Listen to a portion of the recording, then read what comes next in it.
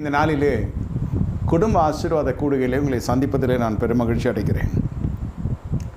ஆதியாகமம் 30வது அதிகாரம் 30வது வசனம் சொல்லுகிறது கடைசி பகுதியிலே, என் குடும்பத்துக்கு நான் சம்பாதிப்பது எப்பொழுது?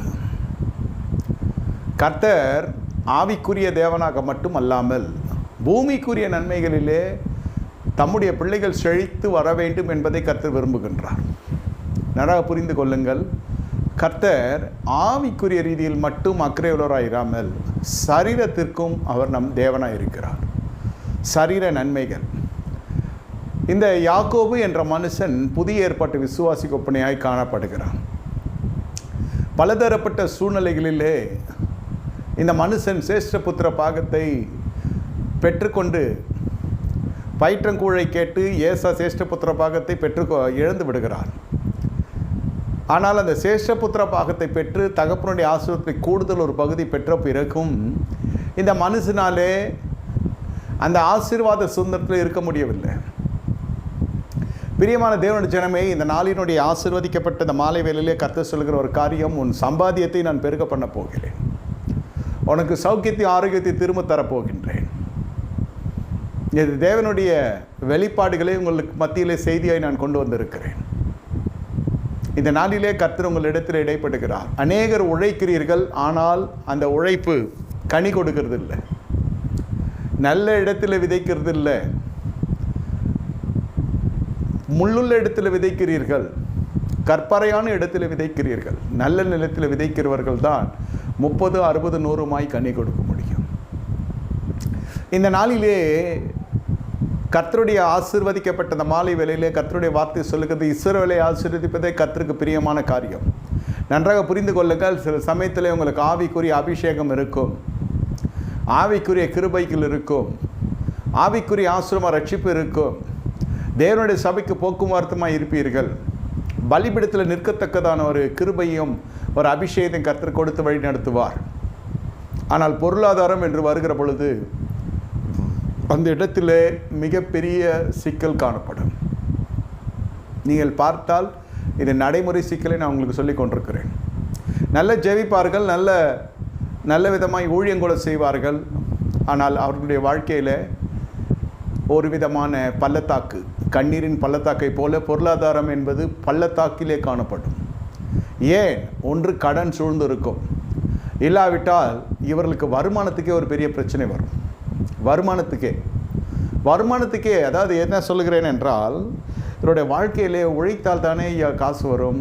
உழைக்கிறதுக்கு நம்ம ஆட்கள் தயாராக இருப்பாங்க, ஆனால் வாய்ப்பு கிடைக்காது.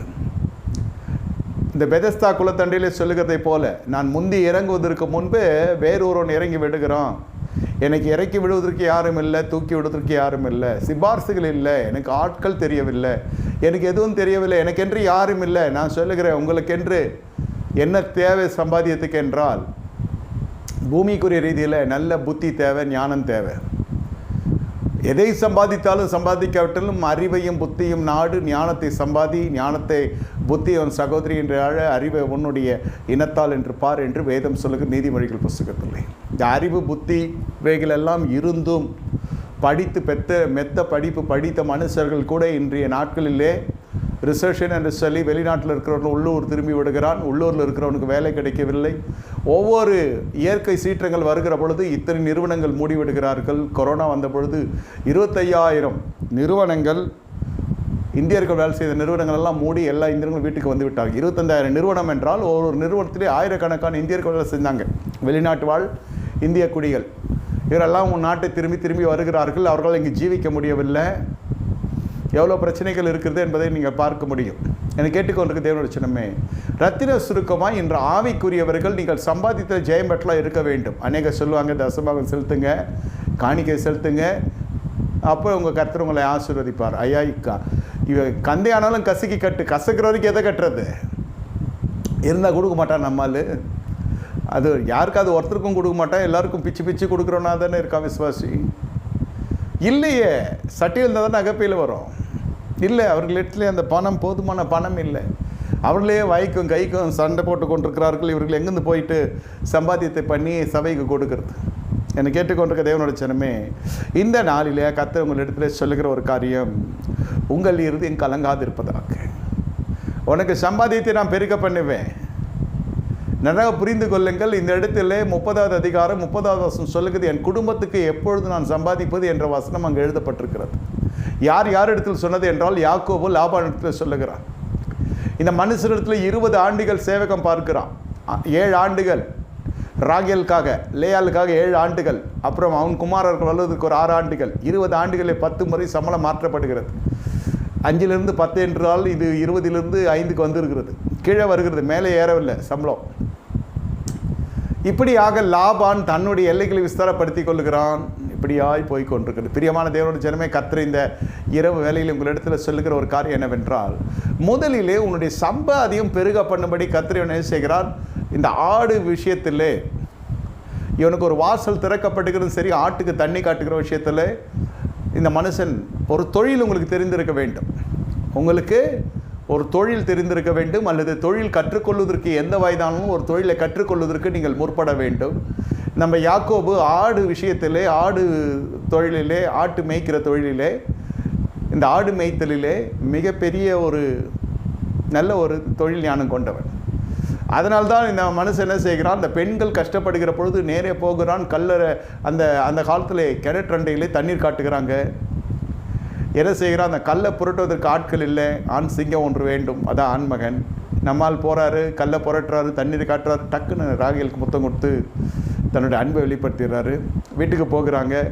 இவர் இனத்தான், சொந்தக்காரன், சகோதரன் குமாரன் தெரிந்ததும் லாபான் இவனை தன்வசப்படுத்தி மாப்பிள்ளையாக்கி விடுகிறான். இவனுக்கு ஏற்கனவே ராகேல் விஷயத்திலே ஒரு பலவீனம் இருக்கிறது. இப்படியாக அந்த குடும்பமாக இவன் அந்த குடும்பத்தில் ஒரு அங்கத்தினராய் மாறி நல்லா உழைத்து பாடுபடுகிறான். அவன் பெருகுகிறான், இவன் செருகுகிறான். இப்படி தான் உங்கள் வாழ்க்கையிலே காணப்பட்டு கொண்டிருக்கும். மற்றவர்கள் பெருகுவார்கள், நீங்களோ சிறுகி காணப்பட்டு கொண்டிருப்பீர்கள். இந்த நிலையிலே, இந்த வருடத்திலே, இத்தனை ஆண்டு கால அனுபவத்திலே யாக்கோபு எங்கேயோ போயிருக்க வேண்டும். இதை பார்த்து தான் கர்த்தர் செய்கிறார். லாபான் செய்கிறதை பார்க்கிறேன், இப்பொழுது உனக்கு ஆடுகள் பொலியும்படி செய்கிறேன். அந்த ஆடுகள் விஷயத்தில் இவன் சொல்லுகிறான், இப்படி பொலியணும், அப்படி பொலியணும், அதெல்லாம் உங்களுக்கு தெரியும். இவன் மந்த பெருக ஆரம்பிக்கிறது, அவன் மந்த சிறுக ஆரம்பிக்கிறது. இது கர்த்தருடைய ஆசீர்வாதம். இப்பொழுது ஆண்டவர் சொல்லுகிறார், நான் காட்டுகிற சொந்த இனத்தார் இடத்துல பெத்தேலுக்கு போ. ஏன்னா பிரச்சனை பாடுகள் இருந்த பொழுது பெத்தேல் தான் இவனுக்கு கல்லை நிறுத்திவிட்டு, தூணாய் நிறுத்திவிட்டு, அதில் அபிஷேகம் பண்ணி, நான் உமக்கு கோலும் தடியுமாய் போகிறேன், திரும்பி வந்தால் தசம் செலுத்தி என்று சொல்லுகிறான். எல்லாம் நல்லா போய் கொண்டிருக்கிறது. கடைசியிலே பெத்தேலுக்கு போய் சொன்னால் அங்கே போகவில்லை. கர்த்தர் சம்பாத்தியம் பண்ணுவதற்கு முன்பு தேவ ஜனங்கள், மற்றவர்களுக்கு அல்ல, இது தேவ ஜனங்களுக்குரிய செய்தி. உனக்கு தலைமைத்துவம், ஆவிக்குரிய தலைமைத்துவம் சரியாக இருக்க வேண்டும். அப்பொழுது மட்டும்தான் உங்களால் சம்பாத்தியத்தை பண்ணுவதற்குரிய ஞானம் வரும். ஞானம் மட்டும் போதாது. உபாகம புஸ்தகம் 8:18 சொல்லுகிறது, சம்பாத்தியம் பண்ணுவதற்குரிய பலன் வேண்டும். சில சமயத்தில் ஞானம் இருக்கும், ஏசி போட்டாலே நம்மால் தும்புவான் 4 வாட்டி. இப்போ கொரோனா காலம், எவன் தும்பினாலும் பிரச்சனை ஆகிடுது இல்லையா? அதாவது எதுக்கு சொல்ல வரேன்னா, சரீரத்தில் பலன் இருக்காது, புத்தியில் நல்ல புத்தி இருக்கும், நல்ல ஞானம் இருக்கும். எழுந்து நிற்க முடியாது, அல்லது போய் வேலை செய்ய முடியாது, ஏதோ ஒரு பிரச்சனை உடலில் இருக்கும், ஆனால் எல்லா தொழில் ஞானமும் இருக்கும். அதனால தான் சொல்லுகிறது, தேவ ஞானம் உனக்கு உடல் சரீர பலத்தையும் தரும், மன பலத்தையும் தரும். உங்களுக்கு ஒரு தொழில் ஞானத்தையும் கொடுக்கும். ஆவிக்குரிய ஞானம் வேறு, பூமிக்குரிய நேரம் வேறு, இல்லற ஞானம் வேறு, தொழில் ரீதியான ஞானம் வேறு, சரீர ரீதியான ஞானம் வேறு. எல்லாம் சேர்ந்தால் ஞானம் என்று ஒரே வார்த்தையில் சொல்லிவிடுவார்கள். பிரியமான தேவனுடைய ஜனமே, உங்களுக்கு அந்த தொழில் ரீதியான ஞானம் இருந்தாலும் சரீரம் ஒத்துழைக்கிறதில்லை. சிலருக்கு சரீரம் ஒத்துழைத்தாலும் சிலருக்கு தொழில் ஞானம் இருப்பதில்லை. சரீரம் ஞானமும் இருக்கும், தொழில் ஞானமும் இருக்கும். சரீர ஞானம்னா என்ன? சரீரத்தை நல்லா பாதுகாத்து கொள்ளுகிறது. அதாவது தன்னை வேண்டிய ஆகாரத்தை சாப்பிட்டுக்கிறது. அதை விருப்பமான ஆகாரம் இல்லை, உடலுக்கு தேவையான ஆகாரத்தை சாப்பிட்டு சரீரத்தை நன்றாக வைத்து கொண்டாலும், அறிவிலே ஞானம் இருந்தாலும் அவனுக்கு வாய்ப்புகள் கிடைக்கிறது இல்லை. அவனுக்கு வாய்ப்புகள் கிடைக்கிறதில்லை. இப்பொழுது பாருங்கள், அந்த வாய்ப்பை எப்படி கர்த்தர் உண்டு பண்ணுகிறார், நல்லா புரிந்து கொள்ளுங்க. இந்த நாளிலே உங்களுக்கு பொருளாதார பிரச்சனை இருக்கிறவர்கள் ஒன்று தெரிந்து கொள்ளுங்க, நீங்கள் அதை சம்பாதிக்கிறதுக்குரிய ரகசியத்தை நான் சொல்லி தருகிறேன். கர்த்தருடைய வெளிப்பாடு என்னவென்றால், ஒரு கடனை அடைப்பதற்கு நீங்கள் சம்பாத்தியம் பண்ணி அதை அடைக்க கற்றுக்கொள்ளுங்க. இன்னொரு இடத்துல கடன் வாங்கி இந்த கடனை அடைத்து இன்னொரு வட்டி அதிகமாக்கும். அந்த கடன் என்ற அதை கட்டிலிருந்து இங்கே வெளியே வர முடியாது. ஒரு சம்பாத்தியத்தை கர்த்தர் பெருக்க பண்ணுகிறார். உனக்கென்று சரியான தலைமைத்துவம் எழுப்பப்படுகிற பொழுது உங்களுக்கு என்ன நடக்கும் என்றால் தொழிலே ஒரு அபிவிருத்தி வரும். இல்லையா சொல்லுங்கள். தொழிலே ஒரு அபிவிருத்தி வரும். சரியான தலைமைத்துவம் என்றால் என்ன? ஆவிக்குரிய தலைமைத்துவம். உன் ஆத்மா வாழ்வதை போல் எல்லாவற்றிலும் வாழ்ந்து நீ சுகமாக இருக்க வேண்டும். இந்த மனுஷனுக்கு பணம் வருகிறது. பணம் வருகிற பொழுது என்ன நடக்கிறது என்றால் இவன் திசை திரும்பப்பட்டு விடுகிறான். என்ன திசை திருப்பப்பட்டு விடுகிறான்? பெத்தேலுக்கு போக வேண்டிய மனுஷன் பெத்தேலுக்கு போகவில்லை.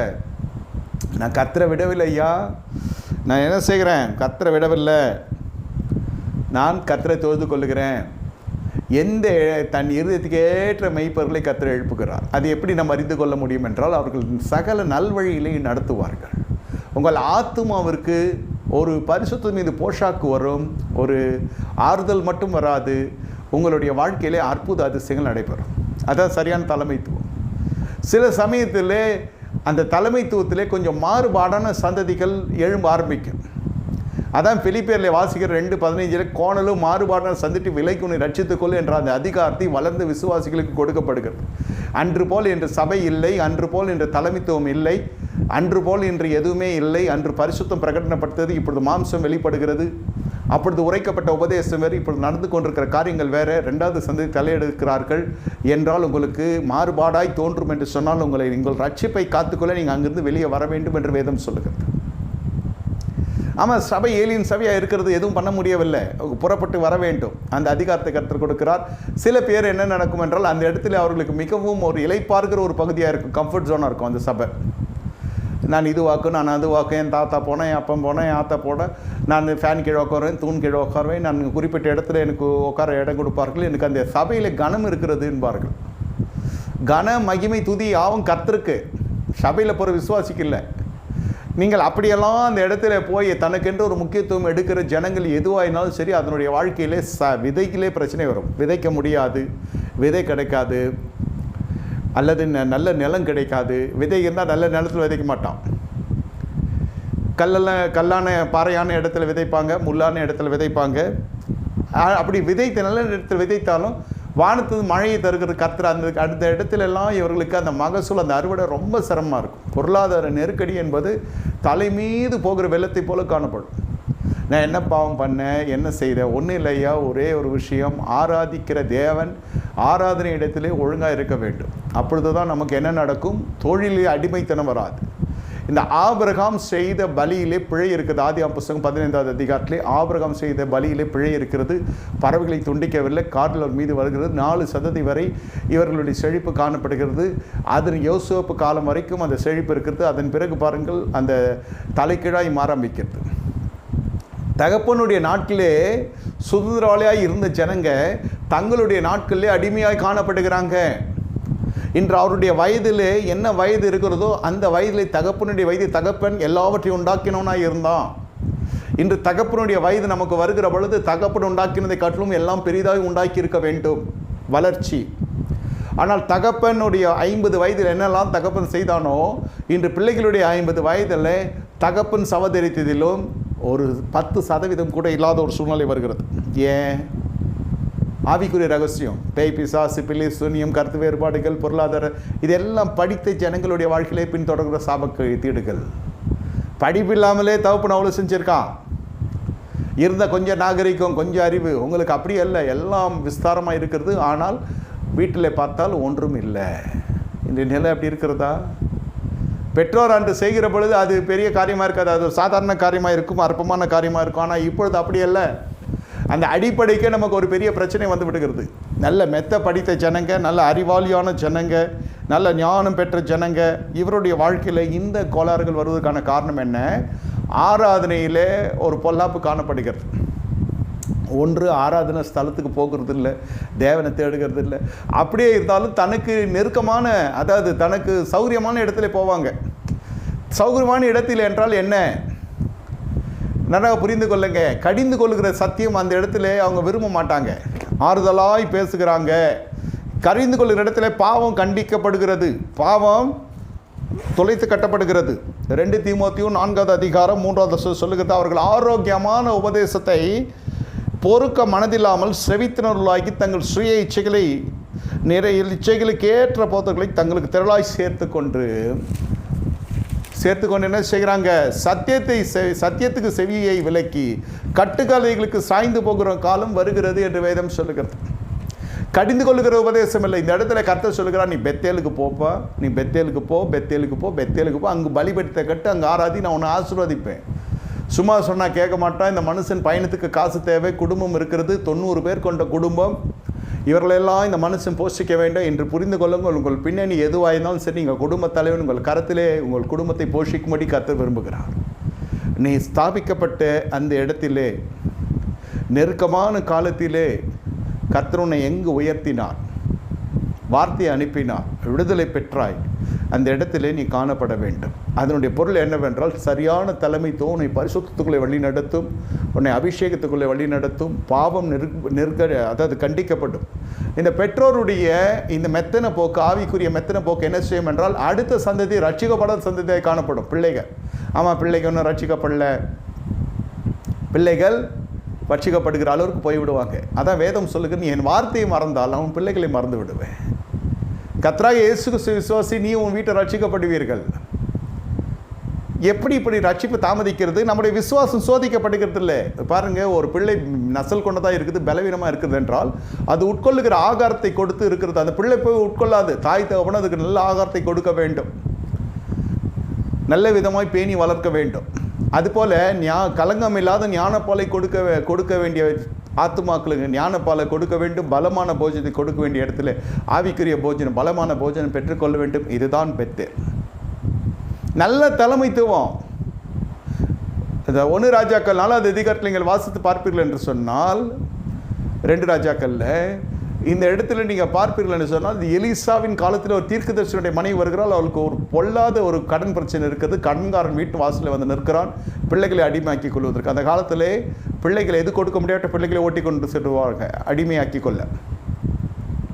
வேதம் சொல்கிறது, கடன் வாங்கினவன் கடன் கொடுத்தவனுக்கு அடிமை அன்று முதல் இன்று வர. எதையோ உன்னிடத்திலிருந்து எடுக்க வேண்டும், என்ன இருக்கிறது? ஒன்றுமில்லை. அதான் சொல்லுகிறது, கடனை அடைப்பதற்கு ஒரு நிர்வாகத்தை நீ தெரிந்து கொள்ள வேண்டும். சரியான தலைமைத்துவம். எலிசாவை சந்திக்கிறாள் ஒரு தீர்க்கதரிசி, உங்களுடைய அடியான் கர்த்தருக்கு பயந்து வாழ்ந்த மனுஷன் என்பதை நீர் அறிவீர். பிரச்சனை புருஷனால் தான் வந்தது என்று சொல்லி நொந்து கொள்ளவில்லை. எப்படி அதை தீர்த்து கொள்ள பாருங்க. ஆத்தும ரீதியாய் புருஷன் மீது ஒரு நல்ல கனம், நல்ல மதிப்பு வைத்திருக்கிறான் அந்த பெண்மணி. எலிசாவிடத்தில் சொல்லியிருக்கலாம், அந்த மனுஷன் படுபாவை இந்த மாதிரி பண்ணிட்டு போயிட்டான், பிள்ளைகள் இருக்கிறது, ஒரு இன்சூரன்ஸ் இல்லை, ஒன்றும் இல்லை, என்ன தெரில, கடங்காரம் வைக்கிறார். அந்த மனுஷன் அதை அப்பயே கட்டவானான்னு சொன்னாங்க. எங்கள் வீட்டில் நான் தான் கட்டினேன், என்ன பண்ணுறது? எதுவும் சொல்லவில்லை. நல்லா புரிந்து கொள்ளுங்க, கணவனை எப்பொழுதுமே அந்த பெண்மணி விட்டு கொடுக்கவில்லை. உங்களுடைய அடியான் கர்த்தருக்கு பயந்து நடந்தோம் என்பதை அறிகிறீர். அதனால தான் முதல்ல சொன்னேன், கர்த்தருக்கு பயந்து நடக்கிறது ஒரு அனுபவம் இல்லைன்னு சொல்ல. ஆனால் பொருளாதாரம் என்பது வேறு ஒரு அனுபவம். கர்த்தருக்கு பயந்து நடக்கிறவன் கடன் வாங்கக்கூடாது என்று சொல்லுவார்கள். ஆனால் புதிய ஏற்பாட்டில் என்ன சொல்லுகிறது? உனக்கு நிர்வாகம் இருக்க வேண்டும். நீ கடன் வாங்கினா நிர்வாகம் இருக்க வேண்டும். அந்த நிர்வாகம் என்பது கையின் பிரயாசம். ஒரு கடனை அடைக்க இன்னொரு கடனை நீங்கள் வாங்கக்கூடாது. முக்கியமாக கர்த்தருடைய ஞானத்தினாலும் தேவனுடைய வார்த்தையினாலும் சொல்லுகிறேன், அவள் தன் சொந்த சம்பாதித்தினால் திராட்சை தோட்டத்தை உண்டாக்குகிறாள்.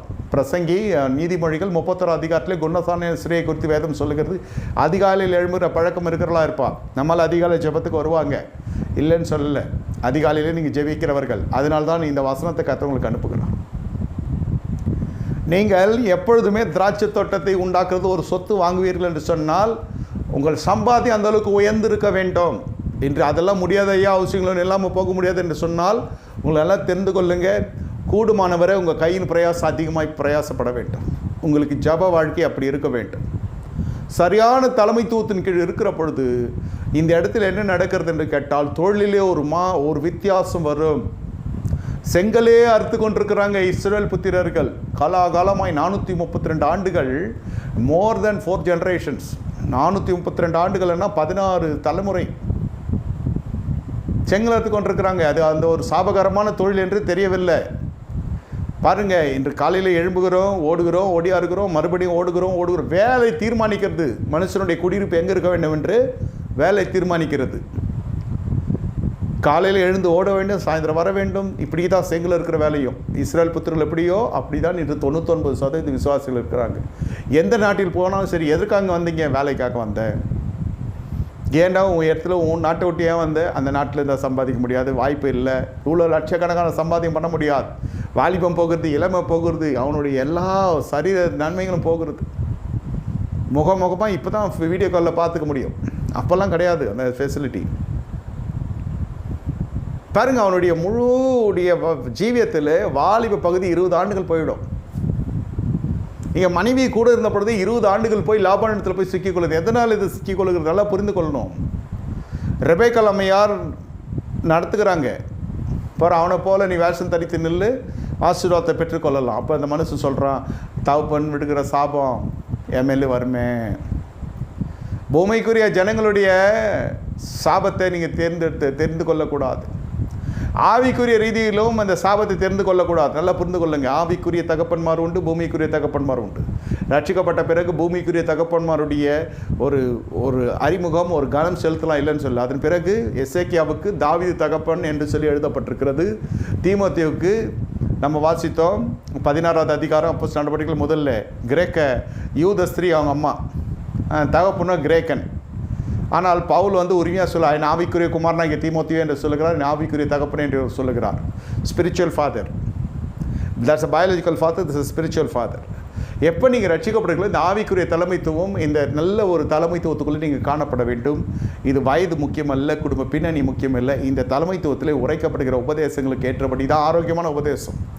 நகை போடாது அதெல்லாம் இல்லை. முதல்ல இந்த உபதேசம் என்னவென்றால் பரிசுத்தத்தை பங்கம் வராமல் பார்க்க வேண்டும். அப்பொழுது நீயும் வீட்டார் ரட்சிக்கப்பட்டு அந்த விசுவாசம் புடமிடப்படும். அப்பொழுது நீங்கள் உங்கள் வீட்டாரும் ரட்சிக்கப்படுவீங்க. என்னை கேட்டுக்கொண்டிருக்க தேவனோட சின்னமே.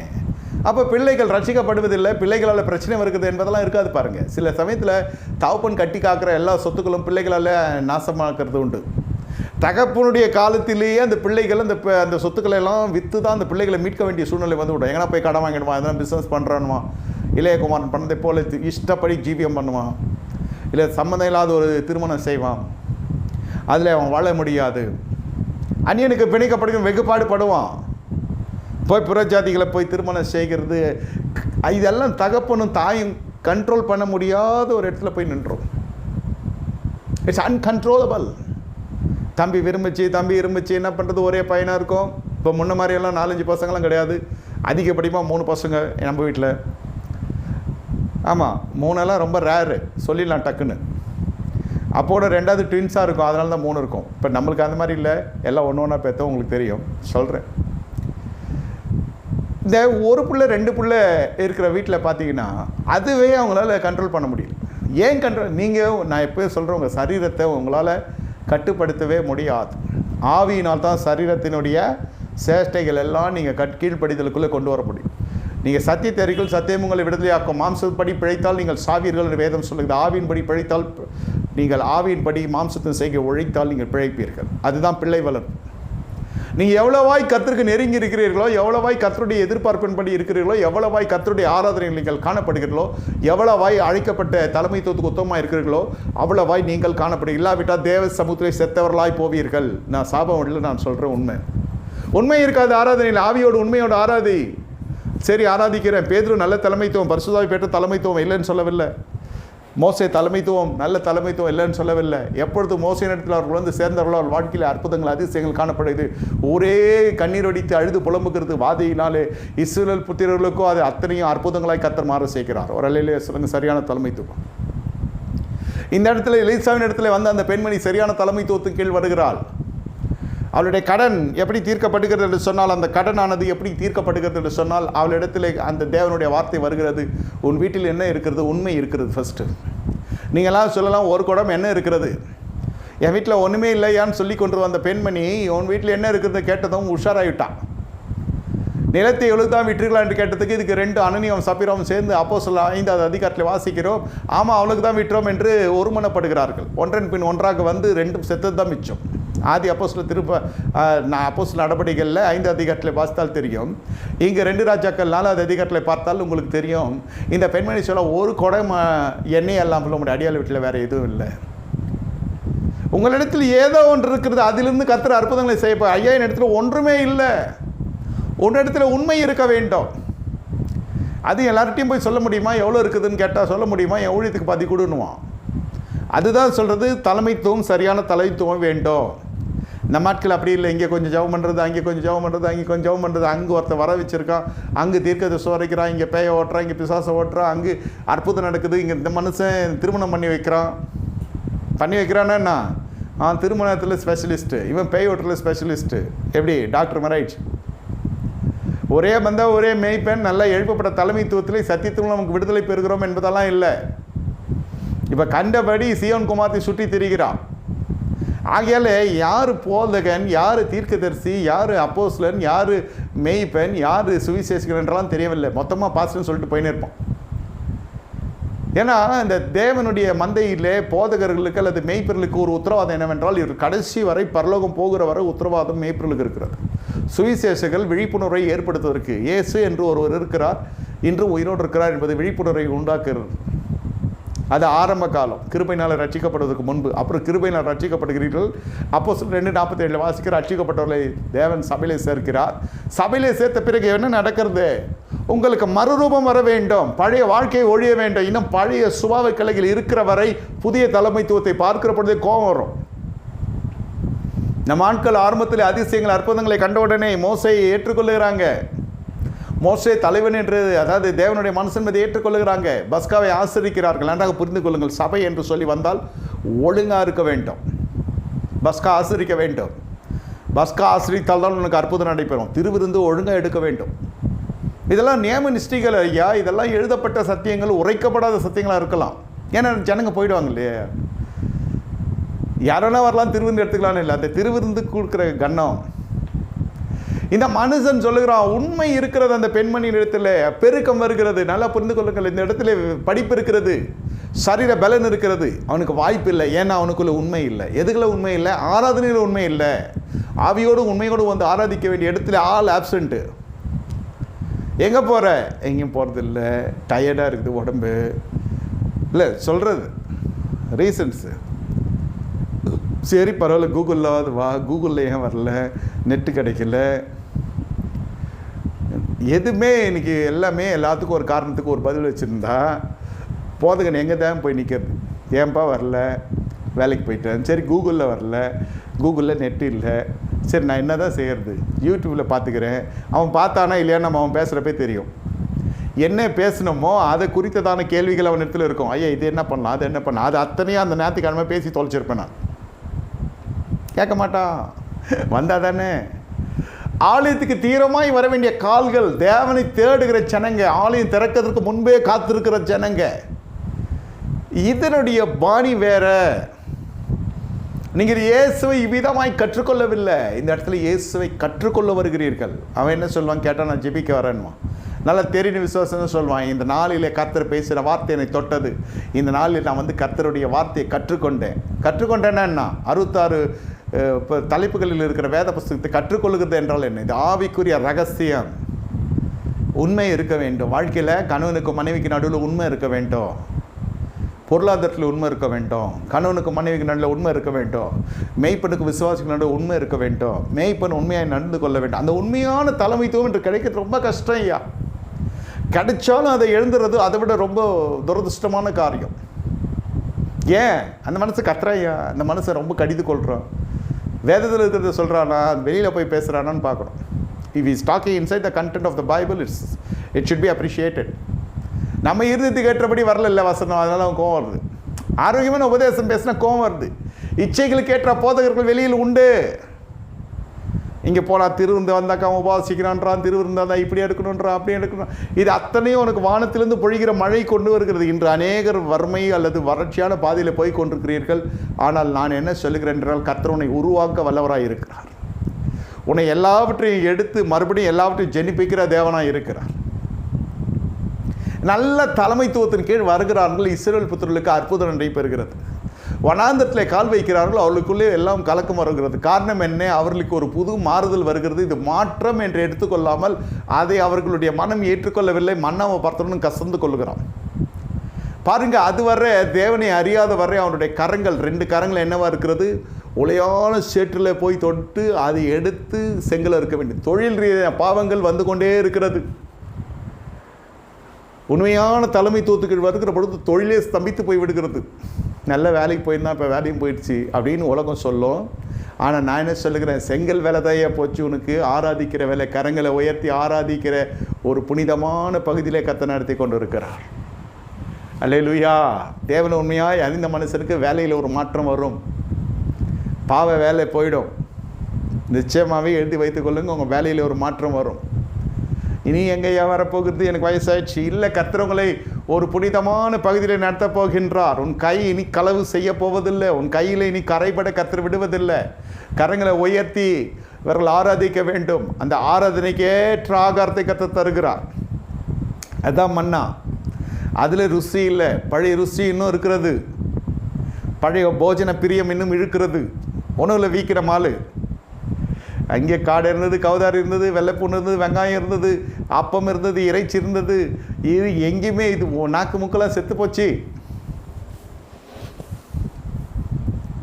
கர்த்தர் நல்ல திருமணத்தை கொடுத்துருப்பார், திருமணத்தை ஆசிரியத்து கொடுத்துருப்பார். அந்த அம்மாவுக்கு சமைக்க தெரியாது, புது கல்யாணம், கொஞ்ச நாள் போனால் சரியாயிடும். என் கல்யாணமே நாசமாக போச்சு. இடம் ஒருவேளை சாப்பாட்டுக்கா, ஒருவேளை போஜனத்துக்கு தான் இந்த ஏசா என்றவன் தன்னுடைய சிரேஷ்ட புத்திரபாகத்தை எழுந்து போனான். ஒரு நாள் ருசி இல்லைன்னா என்ன, ஒரு நாள் சித்திர மாட்டோமே. மூக்கு மேலே கோவம் வரும். இல்லை, நீ இன்னும் எகிப்தில் இருக்க. சீர்கெட்ட ஏசாவை போல் இராதிருங்க. சாப்பாட்டில் இல்லை சண்டை, உனக்கு கர்த்தரோட சண்டை வருது. பெற்றுக்கொண்ட கிருபை எழுந்து போய் கொண்டிருக்கிறாய், தெரியவில்லை. தேவன் தீர்க்க தரிசனமாக பேசுகிறார். சாப்பாட்டில் பிரச்சனையா, உங்களால் கோபம் வருகிறதா, இன்னும் எகிப்தில் இருக்கிற, உன் ஆத்துமா வாழல. மனைவி தான் சமைக்கணும்னு இல்லை, என் புருஷன் சமைக்கலாம். இப்போ சமையல் முக்கியம் இல்லை, சாப்பாடு முக்கியம் இல்லை. அந்த கிருபை, பெற்றுக்கிற கிருபையை இந்த சாப்பாட்டால் போயிடுது சில பேருக்கு. அதான் யோனாவில் வாசிக்கிறோம், அநேகர் வரும் கிருபையை, மாயை நம்பி வரும் கிருபையை போக்கடித்து கொடுக்குறாங்க. அப்புறம் கடைசியில் அந்த ஃபுட்டு வாங்கி சாப்பிட்றேன், இந்த ஃபுட்டு வந்து வாங்கி சாப்பிட்றேன், கலப்படம் நிறைந்த உணவு உள்ளே போகிறது. அதே போல் தான் வேத வசனமும். சபைக்கு வந்தால் சபையில் ஒழுங்காக இருந்து நிலைத்து இருக்கணும். கொடுக்குற சத்தியத்தின் கீழே காணப்படணும். அது கடினமான சத்தியமாக தான் அது நிலைத்து இருக்கணும். ஏசு அதை செய்கிறார், ஏசு இதை செய்கிறார், ஏசு அதை செய்கிறார், ஏசு இதை செய்கிறார், எங்கே பார்த்தாலும் சொல்லி கொண்டு தான் இருப்பான். நம்ம தான் நம்மளுடைய ஆத்துமாவை காத்து கொள்ள வேண்டும். அவன் இதை காட்டிலும் இக்கரைக்கு அக்கறை பசுமையாக இருக்கும். அதெல்லாம் பார்த்துட்டு போனாக்கா உள்ளான ஆவிக்குரிய மனுஷன் அசல் கூட தான் போவான். உண்மை இருக்கணும்லாம் சொல்ல முடியாது. அதாவது உண்மையாயிருன்னு போதிக்கிறது சபையில் தான் போதிக்க முடியும், கடிந்து கொண்டு. வெளியில் போதிக்க முடியாது. ஏசு அன்பாக இருக்கிறார், ஏசு நல்லவர், இப்படி தான் சொல்ல முடியும். இல்லை, நான் யாரையும் பரிகசிக்கல, இந்த ஊழியத்தையும் குற்றப்பட்டு சொல்ல. நல்லா விளைந்து வருகிற ஆத்துமாக்கள் தேறினவர்களுக்குள்ளே நான் சுவிசேஷத்தை அறிவிக்கும்படி தெரிந்து கொள்ளப்பட்டேன். இது ஞானம் நிறைந்த சபை, இதை கேட்கிறலாம் ஞானவான்கள். அதனால தான் நீ கூகுளில் வச்சுருக்கேன். ஏன் நேரில் வர சொல்ல தெரியாதா? வர முடியாது. I understand your pain. 8:30 I will assemble here and after 10 o'clock I will go back for tomorrow work. இதெல்லாம் தெரிஞ்சு தான் கர்த்தருடைய ஆவியை நடத்தல்படி 8:00 to 10 வரைக்கும் வச்சுருக்கோம். வீட்டில் இருந்தபடி கேட்டுட்டு நல்லா நித்திரை செய்து காலையில் எழுப்பி வேலைக்கு போங்க. ஆனால் இந்த இடத்துல ஆவியோடு உண்மையோடு ஆராதிக்க முடியவில்லை. வீட்டில் மனைவியோடு உண்மையாக இருக்க முடியவில்லை. வேலையில் உண்மையாக இருக்க முடியவில்லை. தசமா காணிக்கையில் உண்மையாக இருக்க முடியவில்லை. அது பக்கமே வர முடியல. வந்தால் தானே கொடுப்பான மாலு. இந்த பெண்மணி உண்மையை சொல்லுகிறாள். இந்த பெண்மணிக்கு தேவ மனசன் சொல்லுகிறதெல்லாம் அப்படியே செய்கிறா. பக்கத்து வீட்டில் போய் பாத்திரம் வாங்கி போய் வார்த்து ஒரு அறைக்குள்ளே பிள்ளைகளோடு இன்று ஒத்துமையாக வீட்டில் இருக்க வேண்டும் என்று சொல்லுகிறான். அதெல்லாம் நடக்கிறது. உடனே பெருக்கம் வருகிறது. அதை விற்று நீ உன் பிள்ளைகள் ஜீவனம் பண்ணு. That's a management, that's a business for them. அது அப்படியே வாழ்வாதாரமாக மாறுது. அதான் சொல்கிறேன், உங்களுக்கு ஒரு கடனை அடைப்பதற்கு சில காரியங்களை விற்று நீங்கள் வெளியே வர வேண்டும். மறுபடியும் கடன் வாங்கி நீங்கள் அதை நிவர்த்தி செய்கிற ஒரு பட்சத்தில் உனக்கு நிர்வாகம் இருக்க வேண்டும். ஐயா, எனக்கு ஒரு வேலை இருக்கிறது, இந்த வருஷம் சம்பளம் அடுத்த வருஷம் ஏறும், நான் இதை இப்போ வாங்கினேன்னா அடுத்த வருஷம் ஏறணும்னு கொடுத்துருவேன், சில செலவுகள்லாம் கம்மி பண்ணியிருக்கேன் அப்படிலாம் சொல்கிறவங்களாம் நான் பார்த்துருக்கேன், மேலே வந்தவங்களும் பார்த்துருக்குறேன். ஒரு காலகட்டம் இருக்கிறது, எல்லாம் ஸ்தம்பித்து இருக்கிறது. சில காலத்தை விற்று நீ வெளியே வர வேண்டும். கர்த்தர் இன்று உங்களோடு பேசி கொண்டிருக்கிறார். அப்புறம் சுதந்திரமாக நீங்கள் சமாதானம் பெற்றுக்கொள்வீர்கள் என்றால் சௌக்கியமும் ஆரோக்கியமும் உங்களுக்கு தானாகவே வரும். தேவ சன்னிதானத்தில் நீ பெற்றுக்கொள்ள வேண்டிய நன்மை, பெரிய நன்மை காணப்பட்டு கொண்டிருக்கிறது. ஆனால் அந்த மன உளைச்சல் இருக்குது பாருங்கள், பொருளாதார மன உளைச்சல். The pressure in finance will always ruin the presence of God in your life. நாளைக்கு தீர்வு கட்ட வேண்டும், நாளைக்கு அது இஎம்ஐ கட்டணும், நாளைக்கு இதை கட்டணும், நாளைக்கு அதை கட்டணும். சோத்திரம் மண்டவரே, சோத்திரம் சோத்திரம்னு திடீர்னு ஒரு ஃபோன் வரும், திடீர்னு ஒரு எஸ்எம்எஸ் வரும். அவன் வருதோ இல்லையா நம்ம மனசில் முதல்ல அவன் கடங்காரம் வந்துடுவான். அப்போ என்ன ஆகும்? தேவதூதன் வரணும் ஜெபத்தில், தேவனுடைய வார்த்தை வரணும் ஜெபத்தில், தேவனுடைய அபிஷேகம் வரணும், தேவனுடைய மகிமை, ஏதோ ஒரு தரிசனம், இதெல்லாம் போயிடும். ஒரே குறிக்கோள், அவனை நாளைக்கு அவன்கிட்ட என்ன சொல்கிறதுனே தெரில. இருதயம் அடிக்கும் பாருங்கள், அந்த படப்படப்பு இருக்கிறது, அந்த மன உளைச்சல் இருக்கிறது. கணவன் மனைவியை பார்ப்பான், மனைவி கணவனை பார்ப்பான். இதில் எத்தனையோ குடும்பங்கள் நிர்மூலமானது உண்டு. ஏன்? என்ன காரணத்துக்கு நீ கடன் வாங்கினா? கடன் என்னமோ சின்னதாக தான் இருக்கும். அந்த கடனை அடைப்பதற்கு வருகிற கடன்காரனுக்கு பயந்து கொண்டு வட்டி நாளிலே என்ன செய்யுது, இன்னொரு கடன் இன்னும் கொஞ்சம் அதிகமான வட்டிக்கு வாங்கி ஒரு கடனுக்கு வட்டியை மட்டும் கொடுப்பான். முதல்ல இருக்கும். இப்போ 2 இடத்துல கடன் ஆயிடுச்சா, 2 இடத்துல வட்டி கட்டணுமா? இப்படி தான் கடன் பெருகும். வேதம் சொல்லுது, உன்னை பலிக்கு பெருக செய்கிறேன்னு சொன்னால் நம்ம ஆட்கள் கடனை பெருக்கி வச்சுருப்போம். இது வேறு வழி இல்லை. எதையாவது விற்று தொலைக்கணும்னாலும் அது விற்காது. ஏன்? நம்மிடத்தில் உண்மை குறைவாக இருக்கிறது. கர்த்தருக்குள்ளே சொல்லுகிறேன், ஆவிக்குரிய ரீதியில் சொல்லுகிறேன், உங்கள் ஆராதனையிலே ஏதோ ஒரு இடத்துல பிழை இருக்கிறது. என்ன பிழை இருக்கிறது? ஒன்று சொல்லப்படுகிற சத்தியத்துக்கு செவி சாய்க்கிறது இல்லை, இல்லாவிட்டால் தேவனுடைய வேலைக்கு காத்திருக்கிறது இல்லை. அது வெளிப்பாடு அப்படி தான் வரும். என்ன வரும்? உன்னுடைய சரீரத்தையே நாசப்படுத்துக்கிறது போல் இருக்கும். இல்லை, இப்போது இதை விட்டு வெளியே வரணும், முடியலை. அப்போ நம்மளுக்கு என்ன ஆகும்? சிலதெல்லாம் நம்ம பாடம் கற்றுக்கொள்ள கர்த்தர் நம்மை கரெக்டான பாதையில் கொண்டு போகிறார். நாம் போகிறோம், கர்த்தர் நம்மை மீட்டு கொண்டு வருகிறார். மறுபடியும் சொல்லுவேன், தேவன் நம்ம தண்டிக்கவில்லை, தேவன் நம்ம மன்னித்து தான் இந்த வசனத்தை கேட்க செய்து கொண்டிருக்கிறார்.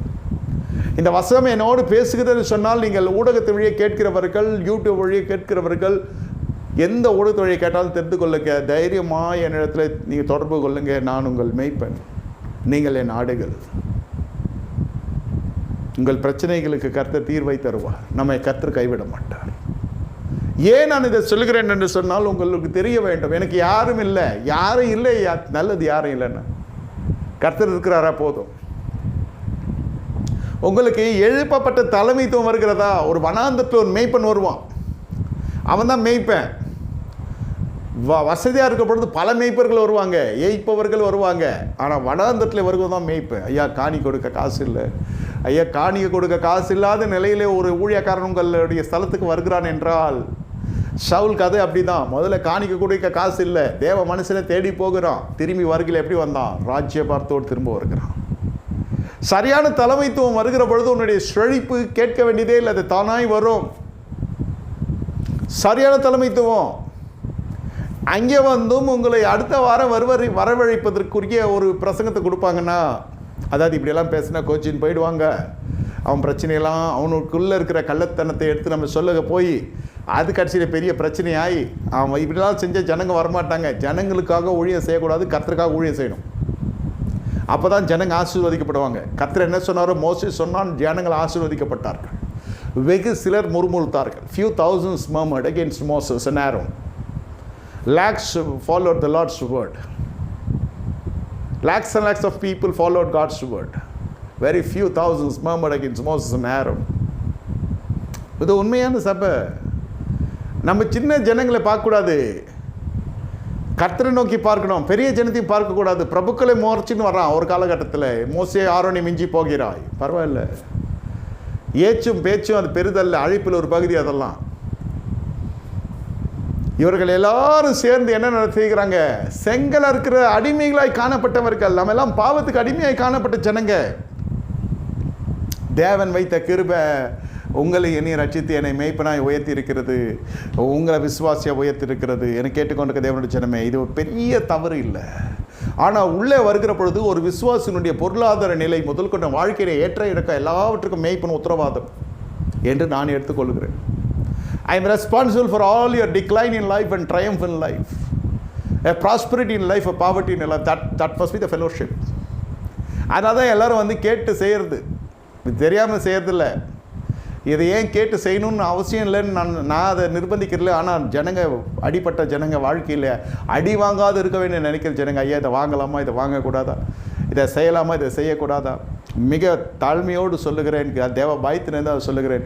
பெரிய ஜனங்கள், குணத்திலும் பணத்திலும் அந்தஸ்திலும் பெரிய ஜனங்கள், விசுவாசிகள், தாழ்மையாக வரவழைத்தாவது கேட்பா, இல்லை வந்தாவது கேட்டுப்போம். இதை கேட்காமல் நான் செய்வதில்லை, ஜபத்தில் வைக்காமல் நாங்கள் செய்கிறதில்லை. காரணம் என்ன? போய் யார் பிரச்சனைக்குள்ள ஆகுறது? நேரம் காலம் எல்லாம் வீணாகும். எத்தனை கோடிகள் ஜனங்கள் எழுந்தாருங்க, எத்தனை லட்சங்கள் எழுந்தார்கள், எத்தனை தங்கள் அருமையான ஜீவிய நாட்கள் எழுந்தவர்கள் உண்டு. ஆமாம், 20 வருஷம் போச்சு சிலருக்கு, மறுபடியும் ஆரம்பிக்கிறது. எந்த வயசில்? அப்போ 20 ஆண்டு காலங்கள், 10 ஆண்டு காலங்கள், 5 ஆண்டுகள், ஒவ்வொரு கீழ்ப்படியாமைக்கும் ஒவ்வொரு சிறையிருப்பு நம்முடைய வாழ்க்கையில் நமக்கே வரும். யார் நம்ம கூப்பிட்டு சிறையிருப்பில் வைக்க வேண்டியதில்லை. நாம் பண்ணுகிற காரியங்கள் சிறையிருப்பில் போய் சேர்த்து விடும்.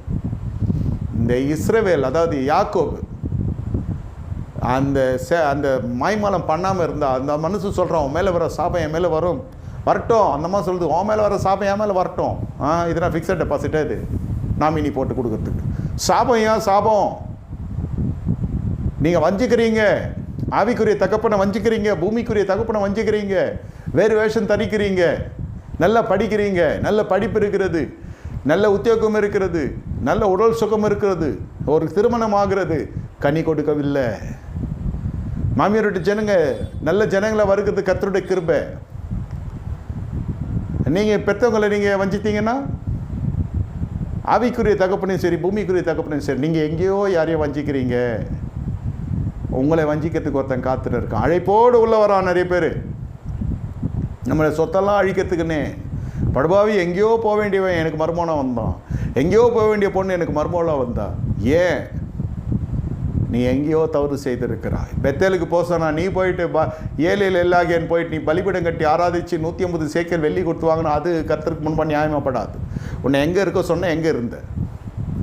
ஏன் பெத்தேலுக்கு போக முடியவில்லை? கையில் விக்கிரகம், ஐயா விக்கிரகம்.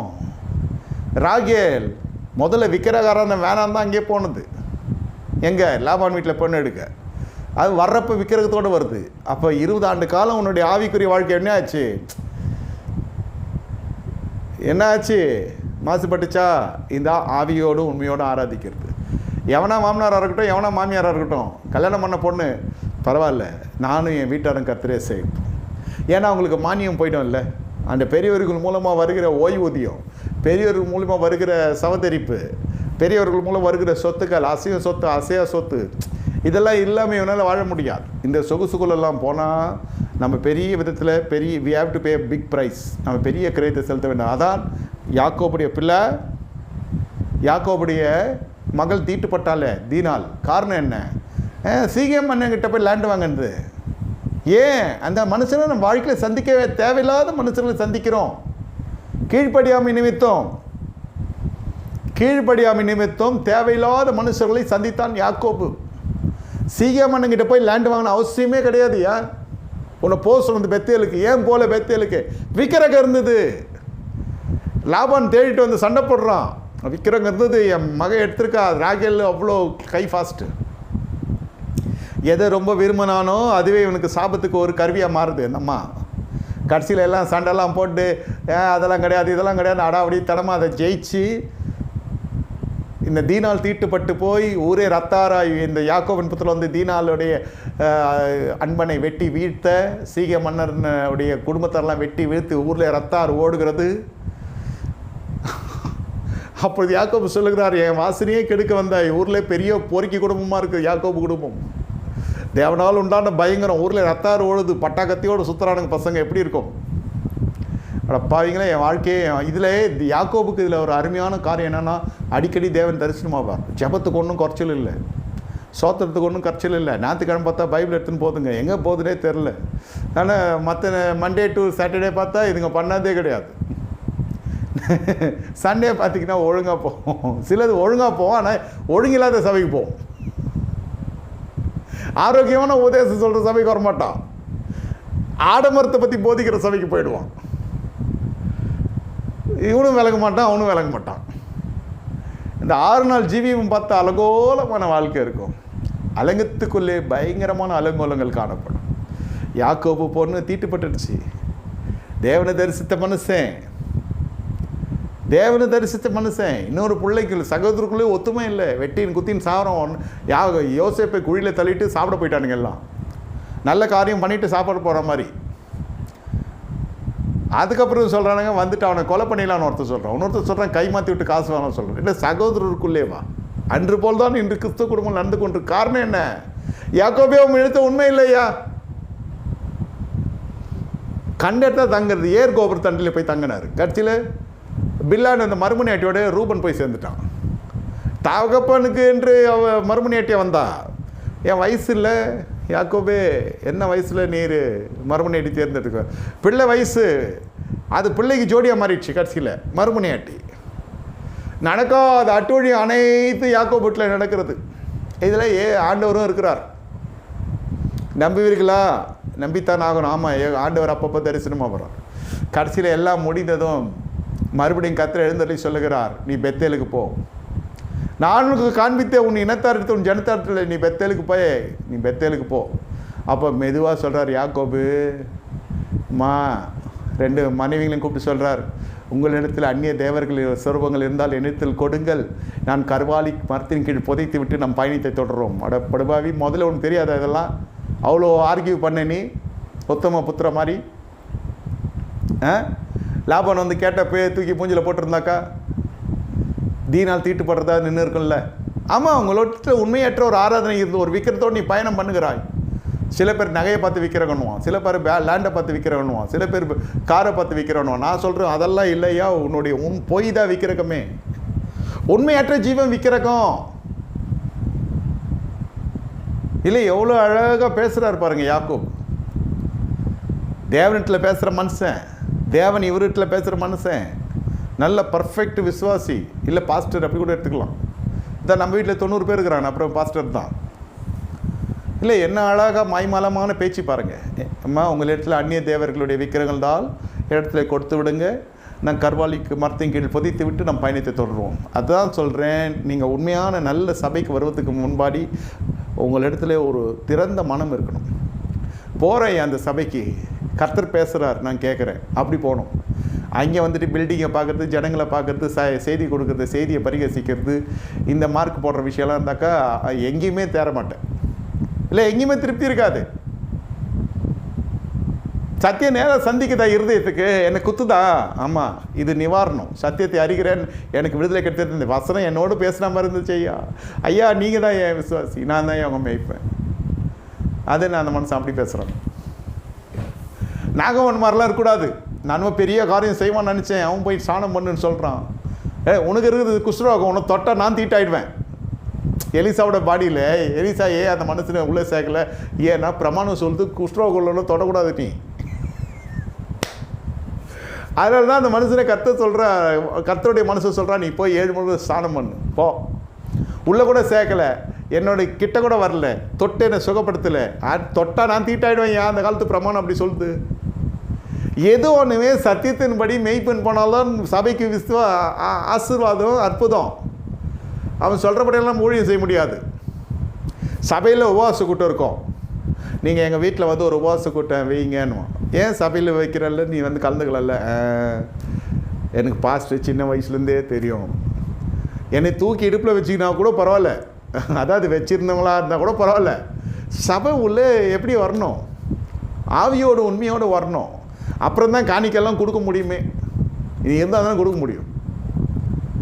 பாருங்கள், உள்ளே வரத்துக்குள்ளே இவ்வளோ பிரச்சனை.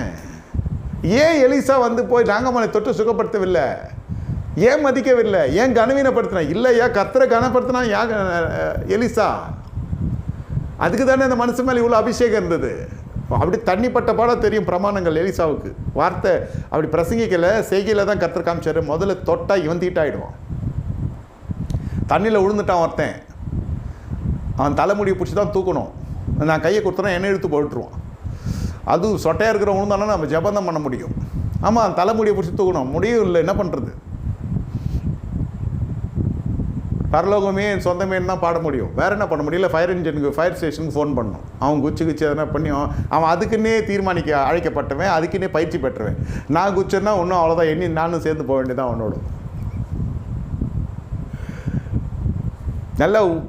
நல்ல ஜாக்கிரதை உள்ள ஒரு ஊழியக்காரன் ஏன் தொடலை? அது ஒரு பெரிய கான்ஸ்பிரன்சி ஆயிடுச்சு. நான் அவ்வளோ தூரம் புறப்பட்டு வந்தேன், நான் பார்க்க முடியவில்லை. நீ இஷ்டத்துக்கு புறப்பட்டு வந்தா? அதுதான் எலிசாவுடைய விஷயம். அழகாக ஊழியத்தை பண்ணார். போய் ஸ்நானம் பண்ணு. அதுக்கு கோவம் வந்துடுச்சு அவருக்கு. அது எப்படி தமஸ்குலே நதிகள் இல்லையா என்று நான் இங்கே வந்தேன்னா, மறுபடியும் ஊர் பெருமை, மறுபடியும் ஜாதி பெருமை, மறுபடியும் படிப்பு பெருமை, மறுபடியும் செழிப்பு பெருமை எல்லாம் இருந்ததுன்னா நான் சொந்த வீட்டுக்காரனாக்கும், நான் இதுவாக்கும் அதுவாக்குன்னா, நீ ஜப வீட்டுக்குள்ளே வந்தால் நீ எல்லாம் மாறி சொல்கிறத கேட்கணும். சத்தியத்தை அறிந்தால் சத்தியம் உன்னை விடுதலை ஆக்கும். போய் அந்த ஞானஸ்தானம் எடுக்கிறான், அந்த ஸ்நானம் எடுக்கிறான். அது ஞான நிறைந்த ஸ்தானம். 7 முறை முழுங்கி எழுங்குறான். அழகாக சரீரம் குழந்தையை போல புது சிருஷ்டியாக மாறுகிறான். ஞாகமானுடைய குஷ்ரோகமே அல்லாமல் பழைய ஏற்பாட்டில் வேறு யாருமே சுகமாக்கவில்லை. மீரியாமுக்கு வந்தது வெண்குஷ்டம், இது பூர்ண குஷ்டம். குஷ்ரோகம் வந்தாலும் அவன் பாலியத்துக்கு புறம்பே இருக்கணும். அது தேவனுடைய சாபமான ஒரு நோய். அது அவனுக்கு தனியாக வீடு இருக்கணும். அது அங்கேயே இருந்தால் அங்கேயே அவனை க்ளோஸ் பண்ணுறாங்க.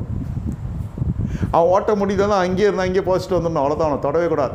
தொட்டால் தீட்டு. அதுக்கேற்ற பிரமாணம் இருக்குது, அதுக்கேற்ற பலி செலுத்தணும். இதெல்லாம் பல பிரச்சனை. அதனால தான் நாகமன் சொன்னார். இல்லை ஏன் சொல்கிறேன்னா, உண்மையோடு செவிக்க வேண்டாம். மெய்ப்பனும் சொல்கிறேன், விசுவாசம் சொல்கிறேன். எப்பொழுது கர்த்தருடைய வார்த்தைக்கு கனப்படுத்துகிற மெய்ப்பன் கிடைக்கிறானோ அவனுக்கு கர்த்தருக்காக, அந்த மெய்ப்பனுக்காக விசுவாசிகள் கோடி ஸ்தோத்திரம் செலுத்தணும். ஒரு நாளில் செலுத்த முடியலான்னு சரி, எப்பப்போலாம் நீங்கள் குடும்ப ஜெபம் பண்ணுறீங்களோ அப்போதெல்லாம் மெய்ப்பனுக்கு ஸ்தோத்திரம் பண்ணணும். நல்ல மெய்ப்பனை கொடுத்தீரே ஸ்தோத்திரம் ஐயா, நல்ல தலைமைத்துவத்தை கொடுத்துரு. அது இல்லாமல் லோல்பட்டு லொங்குப்பட்டதெல்லாம் எவ்வளோ இருக்குது, தாரம் வந்து போனதெல்லாம் எவ்வளோ இருக்குது. நான் சொல்ல ஆத்ம ரீதியாக சொல்கிறேன். வாழ்க்கையில் நமக்கு கிடைக்கிற பெரிய பனிஷ்மெண்ட்டு, பெரிய தண்டனை என்னென்னா, நம்ம வாழ்க்கையில் வர தோல்வி தான். நம்ம கீழே இருக்கிறதெல்லாம் எங்கேயோ போயிடுச்சு, ஆனால் நம்ம மட்டும் அதே ஸ்டாண்டர்டில் இருக்கிறோம், அதே ஸ்டேஜில் இருக்கோம். ஏன் இந்த அதிருப்தி நிறைய பேர்கிட்ட இருக்கும்? ஏன் நான் சரியான தலைமைத்துவம் இல்லை. தலைமைத்துவம் கட்சா இங்கே சொல்கிறபடி கேட்கறதில்ல, ஆவியோடும் உண்மையோடும் இருக்கிறது இல்லை.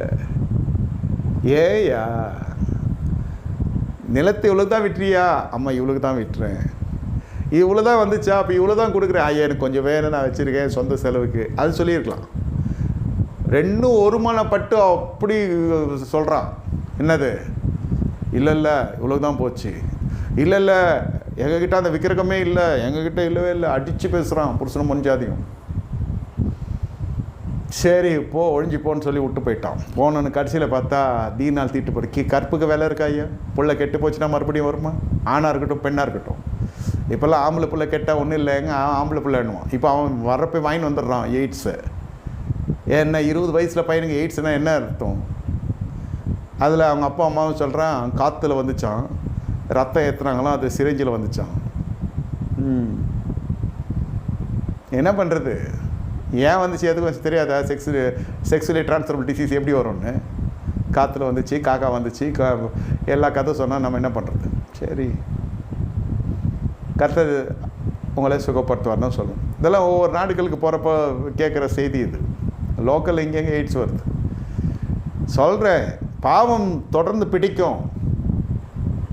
இதெல்லாம் கண்சாடியை பேசுகிறாங்க பாருங்கள். யாக்கோப், அனனியா சப்ரையில் எவ்வளோ கண்சாடியாக பேசு. இதெல்லாம் வாழ்க்கையில் கடைசி வரைக்கும் தோல்வி தான்.